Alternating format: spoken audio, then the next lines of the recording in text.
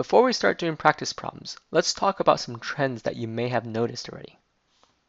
So the atoms in this column, group 7 elements, they like to form one bond and 3 lone pairs. Whereas the atoms in this column right here, also known as group 6 elements, they like to form 2 bonds with 2 lone pairs. The atoms in this column, group 5 elements, they like to form 3 bonds with 1 lone pair. And finally, the atoms in group 4 like to form 4 bonds and 0 lone pairs. Of course, these are general rules and not all Lewis dot diagrams follow these rules. Okay, but for the more basic Lewis dot diagrams, you can utilize these tools, these trends to help you. So our first example is CH3CH3. Carbon requires 8 valence electrons to complete its valence shell, whereas each of the 3 hydrogens require 2 electrons. You could go ahead and add 8 plus 3 times 2 again, and you get 28. Now you have to determine the number of valence electrons in each atom. Carbon has 4.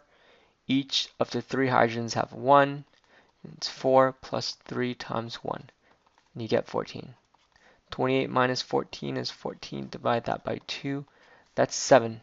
7 bonds are required to link up all atoms in CH3CH3. Draw the initial carbon, and we can link that up to 3 other hydrogens. We make a 4th bond because, as I mentioned before, carbon likes to form, it's group 4, so it likes to form 4 bonds. And we could link this carbon up to this 2nd carbon. And this carbon also wants 3 extra bonds. So you place hydrogens at the end of each of those bonds. Now the carbon on the left-hand side has 8 electrons around it, and the carbon on the right-hand side also has 8 electrons. Each of the hydrogens all have 2 electrons, so you completed drawing CH3CH3. Our next example, CH2O. Carbon would like to have 8 valence electrons to fill its shell. Each of the hydrogens want 2 electrons, and the oxygen wants 8 electrons. If we add those values up, you get 20. Next step, carbon has 4 valence electrons, and each of those 2 hydrogens have 1 valence electron, and oxygen has 6 valence electrons. So that's 12. Subtract, get 8. Divide by 2, you get 4. So there needs to be 4 bonds to link all the atoms together. Central carbon will be connected to the hydrogens as well as the oxygens. By using 4 bonds, we'll first draw this carbon. It's going to be connected to 2 hydrogens with the help of 2 bonds. And the last 2 bonds will be used to connect the carbon and the oxygen. You'll see this carbon now has 8 electrons around it. It's completed its valence shell, so it's happy. But this oxygen right here has not completed its valence shell yet. It has only 1, 2, 3, 4 electrons. So we can add a 5th, 6th, 7th, 8th electrons. And you do notice that this oxygen has 2 bonds in addition to 2 lone pairs. As I mentioned before, atoms in this column like to have 2 bonds and 2 lone pairs, as seen right here. So you've completed drawing the structure for CH2O. Next structure, ASH3. AS is located right here. So AS, to complete its valence shell, you need 8 valence electrons. For each of the 3 hydrogens, you need 2 valence electrons. So you tally those electrons up, it's 14. Next step, AS, it has 1, 2, 3, 4, 5 valence electrons. We just write 5 in. And each of the hydrogens have 1 valence electron, so you get 8. Subtract the 2 values, you get 6, and you divide that value by 2, and that's 3. So you need 3 bonds to connect the AS and the hydrogens. So we could draw AS centrally and connect it to 3 other hydrogens. Okay. So AS has a total number of 1, 2, 3, 4, 5, 6 electrons. Let's add the 7 and 8. So AS has filled its valence shell. It's happy. The 3 hydrogens have also filled its valence shell with 2 electrons each.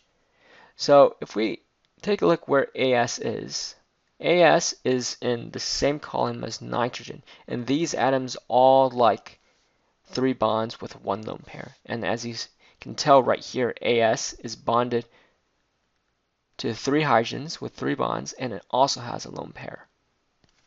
So now you've completed drawing AsH3. Next example, OF2. Oxygen requires 8 valence electrons to fill its valence shell. Each of the fluorines require 8 each, so 24. Oxygen has 6 valence electrons, and each of the fluorines have 7 valence electrons. That's 20. So you need 2 bonds to hold all atoms in OF2 together. So the oxygen's connected to 2 fluorines. Take a look, this oxygen right here has 2 bonds right now. That's 4 electrons, so you can add a 5th, 6th, 7th, and 8th electron. Whereas this fluorine on the left-hand side has 1 bond. That's 2 electrons, so you could add 3rd, 4th, 5th, 6th, 7th, and 8th electrons. You could do the same for the fluorines on the right side. So this is the complete structure for OF2. For PF3, phosphorus requires 8 valence electrons to fill its valence shell. Each of the fluorines also requires 8 electrons, so that is 32 electrons. The phosphorus has 5 electrons in its valence shell. Right? It's 1, 2, 3, 4, 5. And the fluorines each have 7 valence electrons. 32 minus 26 is 6. Divide that by 2, and that's 3. So you require 3 bonds to hold all atoms together. Phosphorus connected to 3 other fluorines. Phosphorus is group 5, so it likes 3 bonds and 1 lone pair. Whereas this fluorine right here, it's in group 7, so it likes 1 bond and 3 lone pairs. These are the rules I mentioned on the first slide. And fluorine has 1 bond and 3 lone pairs. Fluorine has 1 bond and 3 lone pairs. So all atoms have 8 electrons around it, and you've completed the Lewis dot diagram for PF3. For SiF4, on the other hand, you have Si requires 8 valence electrons to fill the valence shell. Each of the fluorines require 8 electrons as well. So that's 40. So next step, silicon has 4 valence electrons. As you can tell, there's 1, 2, 3, 4, right? And the fluorines, they each have 7 valence electrons. So add all that up together, it gives you 32. That's 8 divided by 2. So in order to connect all atoms in silicon and the fluorine, you need 4 bonds. Silicon, it's in group 4. It's in the same group as carbon, so I would like to have 4 bonds. 1, 2, 3, 4. And with those 4 bonds, it will be attached to 4 fluorine atoms. Each of the fluorine atoms would like 1 bond in addition to 3 lone pairs.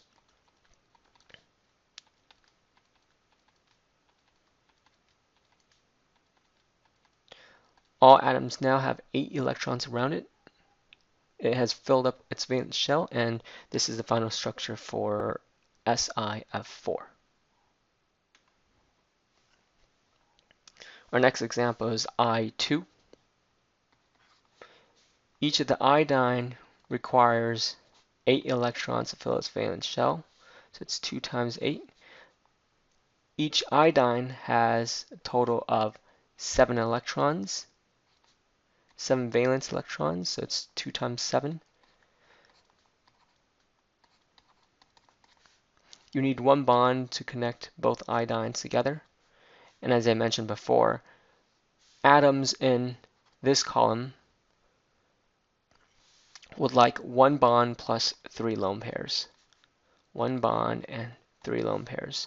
So both iodines have 8 electrons around it, and you've completed drawing I2. Our next example, GeF4. So Ge would like 8 valence electrons to fill its shell, and each of the fluorines would also like 8 electrons. So that's 40. Ge is located right here. So it has 1, 2, 3, 4 valence electrons, and each of the fluorines have 7 valence electrons. So that would be 32. 40 minus 32 is 8. Divide that by 2, and that's 4.